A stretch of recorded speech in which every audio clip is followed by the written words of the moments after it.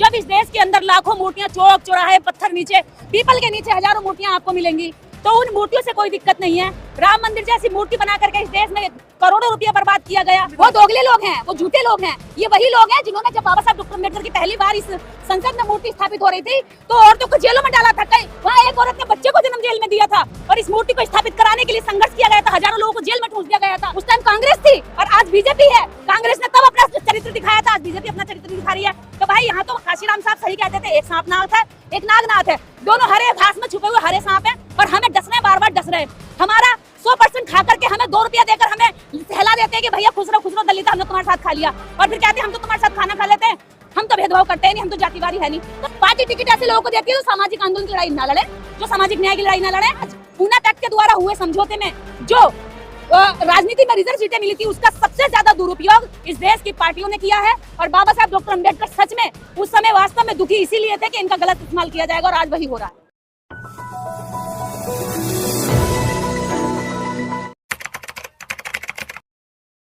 बाबा साहब डॉक्टर अम्बेडकर अब कहेंगे क्या मेरी मूर्ति बचाओ? कोई महापुरुष ये कह के आता है कि मेरे मूर्तियों को बचाना?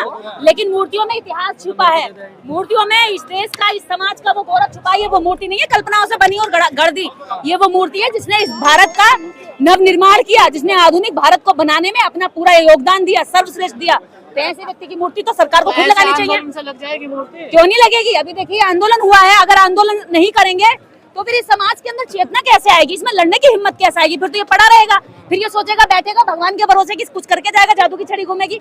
इस समाज को बाबा साहब अम्बेडकर ने बताया कि पानी पीने का अधिकार भी तुम्हें मैंने आंदोलन करके दिया, तो तुम्हारे जो अधिकार मैं देके जा रहा हूँ ये भी ऐसे नहीं बचेंगे, इसके लिए भी आंदोलन करना पड़ेगा। दलित आंदोलन ही करते ना, रोटी रोजी की कोई बात ना करें। रोटी रोजी खाने के लिए देखिए पूरा जो हमारा 365 दिन होते हैं वो हमारे रोजी रोटी के लिए होते हैं, लेकिन स्वाभिमान और सम्मान अगर उस रोटी में मिला हुआ नहीं है ना तो वो रोजी रोटी कुत्ते और जानवरों की तरह है। तो हमें सम्मान और स्वाभिमान की रोटी चाहिए, ना कि हमें सिर्फ फेंका हुआ टुकड़ा चाहिए। तो इस सरकार के अंदर हमारा भी बराबर का हक बनता है। इस सरकार में, इस देश में, इस देश निर्माण में हमारी पूरी अहम भूमिका है।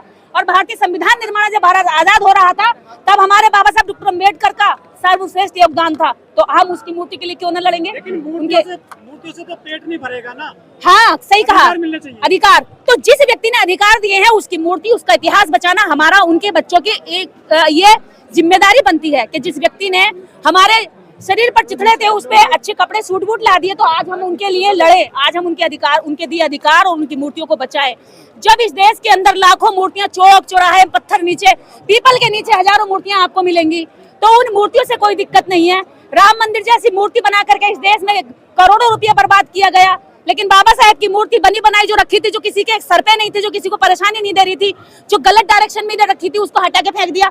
इसके पीछे मनसा है, इसके पीछे मनसा है। क्यों हटाया है? क्यों हटाया? निर्माण कार्य चल रहा है, क्यों? वहाँ पे क्या निर्माण? वहाँ कोई निर्माण कार्य नहीं है, सौंदर्यीकरण हो रहा तो उस मूर्ति को हटाने से होगा। बाकी मूर्तियां तो हटाइए ना वहाँ से। मनु की मूर्ति हटाइए। क्या जयपुर कोर्ट में आज तक कोई नहीं गया? क्या जयपुर कोर्ट की ओर संज्ञान नहीं गया? जयपुर से हटाइए ना मनु की मूर्ति। जो मनु औरत को पैर की जूती बताता है, ऐसे मनु को जूती से मारना चाहिए और उसकी मूर्ति लगाई जा रही है। तो आप लोग राजनीति कर रहे हैं क्यों? डॉक्टर अम्बेडकर के साथ जो है जातिवाद जुड़ा है, डॉक्टर अम्बेडकर के साथ गलत मंशा जुड़ी हुई है। डॉक्टर अम्बेडकर के विचार से पार्टियां डरती हैं, सवर्ण क्लास के लोग डरते हैं, क्योंकि डॉक्टर अम्बेडकर की मूर्ति, डॉक्टर अम्बेडकर के विचारों से दलितों के अंदर, महिलाओं के अंदर, दबों के, कुचलों के, पिछड़ों के और वंचितों के, शोषितों के मन में हिम्मत आती है, लड़ने की हिम्मत आती है, खड़े होने की ताकत आती है, सामना करने की उसके अंदर प्रबल इच्छा शक्ति खड़ी होती है। तो इसलिए डॉक्टर अम्बेडकर के इतिहास को मिटाकर उनकी ताकत को खत्म करना चाहते हैं। अब डॉक्टर अम्बेडकर से नफरत नहीं है, अब डॉक्टर अम्बेडकर की मूर्ति तथा उनके विचारों से नफरत है। यही कारण है कि उनके गांधी, अरे भैया गांधी के साथ भी तो यही हो रहा है। गांधी का नाम स्वच्छता भारत अभियान के साथ चला रहे, कूड़ा डालते और झाड़ू लगा के दिखाते हैं। सच में कूड़ा कहाँ उठाते हैं वो लोग? कूड़ा अपनी बाल्टी से डालते, अपनी झाड़ू से झाड़ू लगा देते, और वो भी नई झाड़ू जो छूते भी नहीं है। झाड़ू लगाने वालों से पूछो ना झाड़ू कैसे लगती है, सुबह उठ के शहर साफ करता है वो। तो इस देश के अंदर जब तक डॉक्टर अम्बेडकर की विचारधारा के साथ दुश्मनी निभाई जाएगी तब तक इस भारत के अंदर भाईचारा, इस भारत के अंदर एक दूसरे के दलित समाज रोज सड़कों पर है, कभी सुप्रीम कोर्ट फैसला दे देता है, कभी सरकार कोई फैसला ले लेती है, कभी कोई बिल्कुल रहेगा ना। ये तो सड़कों पे, इसके पास कौन से महल है, इसके पास कौन से कारपोरेट जगत का ये मालिक बैठा है, इसके पास कौन से ये मंत्री पदों पे बैठा हुआ है? ये तो सड़कों पर ही है साहब, ये सड़कों पर ही है, इसके पास है ही क्या?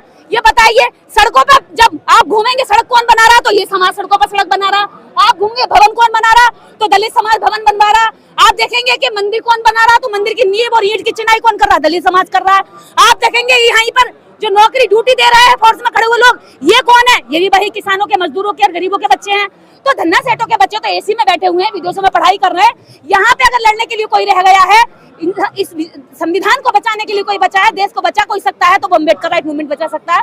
अम्बेडकर राइट लोग बचा सकते हैं। चुनाव में नहीं देखा आपने कौन बचा रहे थे संविधान? वो दोगले लोग हैं, वो झूठे लोग हैं। ये वही लोग हैं जिन्होंने जब बाबा साहब डॉक्टर अम्बेडकर की पहली बार इस संसद में मूर्ति स्थापित हो रही थी, तो औरतों को जेलों में डाला था। कई वहाँ एक औरत ने बच्चे को जन्म जेल में दिया था, और इस मूर्ति को स्थापित कराने के लिए संघर्ष किया गया था। हजारों लोगों को जेल में ठूंस दिया गया था। उस टाइम कांग्रेस थी और आज बीजेपी है। कांग्रेस ने तब अपना चरित्र दिखाया था, आज बीजेपी अपना चरित्र दिखा रही है। तो भाई यहाँ तो काशीराम साहब सही कहते थे, एक सांपनाथ है एक नागनाथ है, दोनों हरे घास में छुपे हुए हरे सांप हैं, और हमें डस रहे हैं, बार बार डस रहे हैं। हमारा 100% खा करके हमें 2 रुपया देकर हमें सहला देते हैं कि भैया खुश रहो दलित, हमने तुम्हारे साथ खा लिया, और फिर कहते हैं हम तो तुम्हारे साथ खाना खा लेते हैं, हम तो भेदभाव करते हैं नहीं, हम तो जातिवादी है नहीं। तो मैं कहती यहाँ से निर्देश सिंह ये बात कहती है कि मैं सवर्णों के साथ खाना खा लेती हूँ, मैं सवर्णों के घर भी चली जाती हूँ, और मैं दिल खोलकर आज कहती हूँ कि मैं जातिवाद नहीं करती, और मैंने कभी आज तक सवर्णों को एहसास नहीं कराया कि वो हमसे नीच है। तो क्या ऐसा कहने से जातिवाद मिट गया? इससे तो घृणा बढ़ेगी, इससे तो लोगों के मन में और नफरत आएगी, और इसी नफरत को खत्म करने के लिए हम जैसे लोग यहाँ पर इस संवैधानिक दायरे में रहकर, किसी के भी हाथ में आपने हथियार नहीं देखा होगा, किसी के तलवार नहीं है, किसी के गदा नहीं है, फरसा नहीं है, पिस्तौल नहीं है, बंदूक नहीं है, गन कुछ भी नहीं है, असला बारूद कुछ नहीं है, बिल्कुल इस तरह से हाथ है। और हमारे पास विचार है बाबा साहब अम्बेडकर की, जो हजारों तलवारों से भी ज्यादा खतरनाक है, उसको लेकर हम लोग आंदोलन कर रहे हैं। आपके रहबर हैं जो आपने चुन के भेजे हैं, वो तो बिल्कुल भी नहीं बोल रहे हैं। बिल्कुल सही क्वेश्चन क्या है, तो सुन लो, ये उन लोगों के लिए बोल रही हूँ कि देखिए पत्रकार सवाल कर रहे हैं, या अगर ये सवाल नहीं भी करते तब भी मैं ये बात बोलती। कहाँ बोलती हैं? जो 131 सांसद है उनको चुनकर जब पार्टी टिकट देगी ना, कैसे आदमी को देगी? अगर ये बोलता होगा तो इसको टिकट नहीं देगी, ना कांग्रेस देगी ना बीजेपी देगी। किसको देगी? इसकी जबान यहाँ से सिली हुई होगी क्या भैया? हाँ, जबान सिली होगी, और इसके हलिये से लग रहा होगा कि दलित है भैया, बोलने वाला नहीं है। अगर हमारे साथ बैठेगा तो अपना थर्माकोल का गिलास लाएगा और नीचे बैठ के पानी पिएगा, जैसे कि आपने हाथरस वाले सांसद को देखो। यस, नहीं, टिकट से पहले कौन बोलता? टिकट से पहले आप 131 सांसद में से मुझे लिस्ट ला के दीजिए, कितने सांसद ऐसे हैं जो सामाजिक आंदोलन की लड़ाई लड़ रहे थे और उनको पार्टियों ने टिकट दिया हो। पार्टी टिकट ऐसे लोगों को देती है जो सामाजिक आंदोलन की लड़ाई ना लड़े, जो सामाजिक न्याय की लड़ाई ना लड़े। पार्टी ऐसे चुने गिने चुने लोगों को लाती है जो न्याय की लड़ाई ना लड़ करके बल्कि अन्याय के लिए, पेड़ को काटने के लिए कुल्हाड़ी में लकड़ी का काम करें, तो ये वो लकड़ियां ढूंढकर उनको टिकट देते हैं। और आज पूना पैक्ट के द्वारा हुए समझौते में जो राजनीति में रिजर्व सीटें मिली थी, उसका सबसे ज्यादा दुरुपयोग इस देश की पार्टियों ने किया है। और बाबा साहब डॉक्टर अम्बेडकर सच में उस समय वास्तव में दुखी इसीलिए थे कि इनका गलत इस्तेमाल किया जाएगा, और आज वही हो रहा है। तो इनका क्या इलाज किया जाए जो आपके रहबर बने हुए हैं? इनका इलाज ये है कि अपने अपने क्षेत्र में इनके घरों को घेरो, इनके घरों में पकड़ो, इनको पूछो कि तुम जाते तो रिजर्व सीटों से, अगर तुम्हारे अंदर दम है तो जनरल सीटों पे जीत के दिखाओ ना। अगर तुम्हारे अंदर हिम्मत और पार्टी तुम्हारे लिए कुछ करना चाहती है तो जनरल सीटों पर तुम्हें टिकट दे के देखा ना, रिजर्व सीटों पर ही क्यों देती है, और रिजर्व सीटों पर ही तुम जीत के क्यों जाते हो?